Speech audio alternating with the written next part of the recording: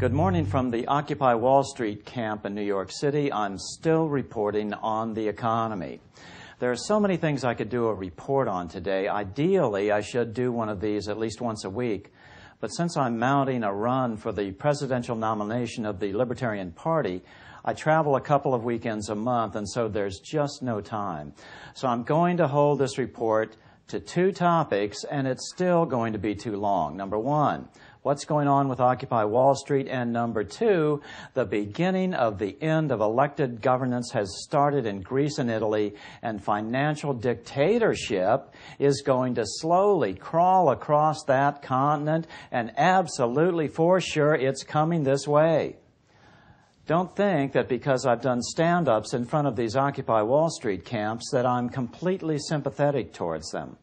Yes, we have the right to peacefully assemble, but do we have the right to completely take over a public park forever?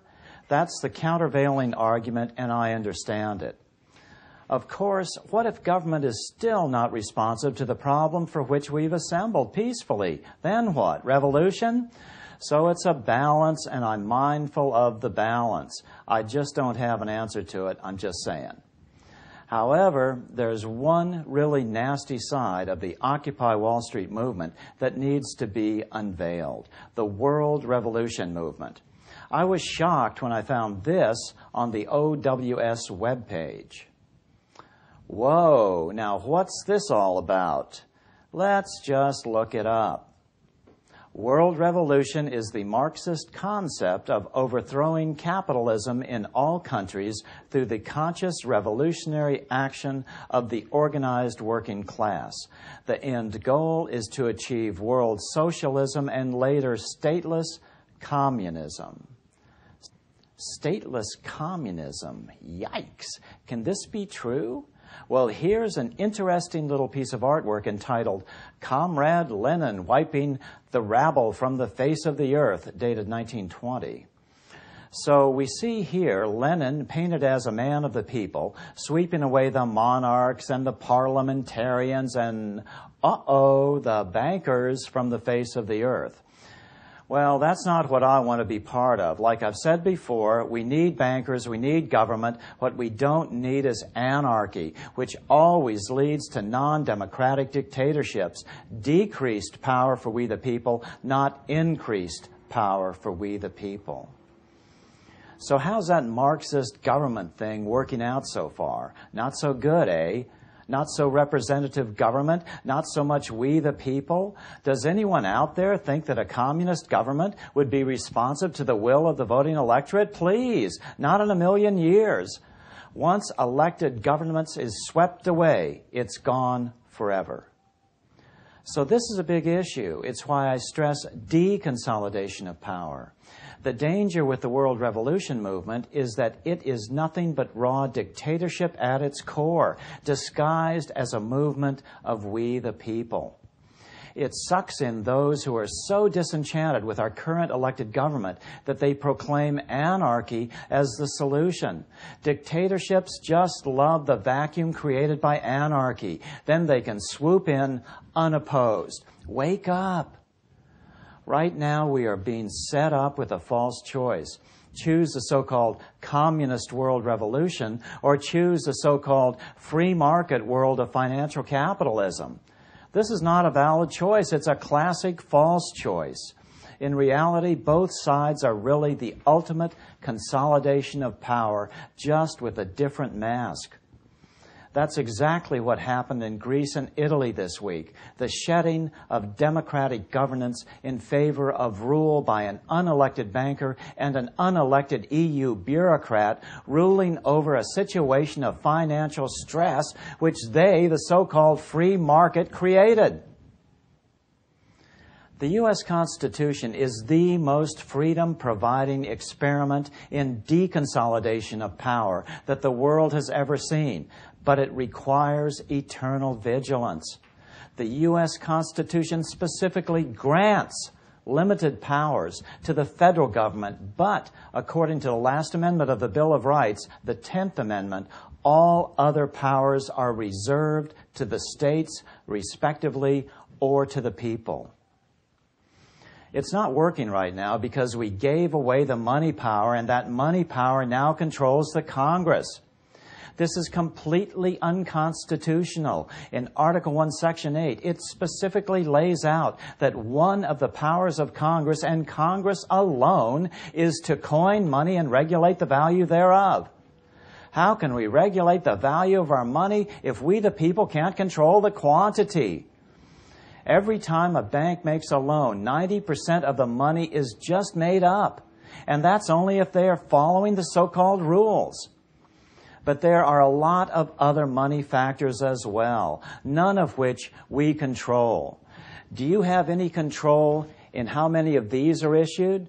This spends just like money. It is money. Does Congress effectively control the quantity of this stuff?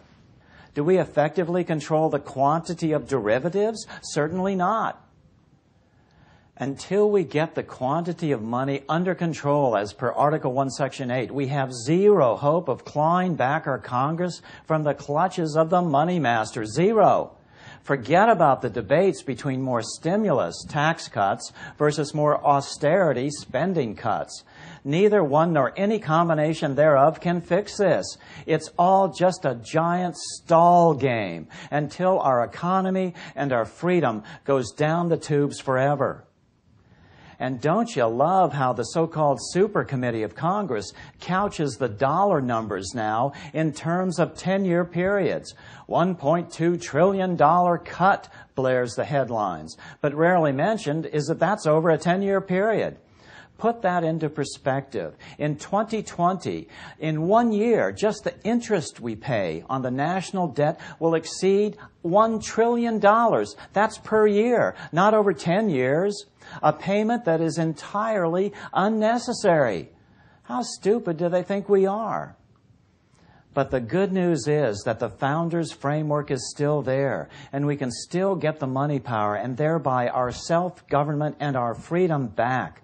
But no one is going to give it to us. If you want your children to be free, if you want them to have a dependable job and own a home and raise a family without working themselves to death, you've got to pay attention. You've got to cut through the deliberate confusion and get away from your TV sets and do something now. This great American experiment in self-governance has enemies. They are out there. They will never quit, and they will never give up until we are returned to the serfdom system of the Middle Ages. China and Russia are communist dictatorships. They want freedom dead. They are rich. They are growing. They are funding their militaries at ever-increasing rates. Now, I'm not saying we have to get into another arms race, but we can play this smart. These two are neighbors. There will always be a natural tension between them that we don't have to deal with. I say break free of the debt money system and our nation will thrive. Stay out of Asia, and the natural tension between these two should keep them busy. We are at a huge turning point in this fight for human freedom, a fight between the powers of dictatorship, both political and financial, and the yearning of humanity to breathe free. Do you think the Russian people have any shot at clawing back power from their central government? Dream on. How about the Chinese laborer working at $1.50 a day? Do you think she has any shot at having a voice in self-government? Wake up. The problem is not government. The problem is that the most important power of a sovereign nation has been given away to the big investment banks, the ability to control the quantity of the money in our system. I say forget about all other legislation until this is fixed. These Occupy people get it. There is a problem, and government is not fixing it. I say to them, let's not throw out the baby with the dirty bathwater. Government is all we've got to hold these two forces of dictatorship at bay, but only when government actually controls the money supply. And shame on you, New York's flagship financial network, Bloomberg, just in case you think that all this talk about transnational consolidation of power, that is, financial dictatorships, is in the distant future. Check this out.